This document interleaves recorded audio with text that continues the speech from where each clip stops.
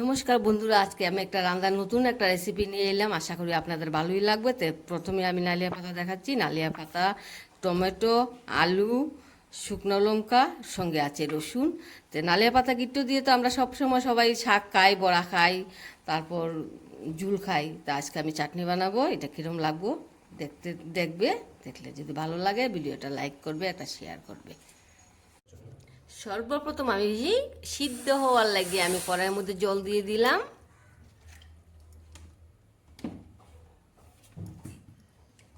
এইবার আমি আলু টিন দিলাম।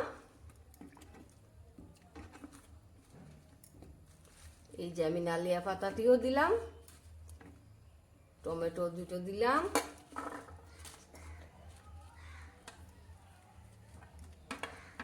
এই যে রসুনও দিলাম। এটা দেওয়ার কথা না।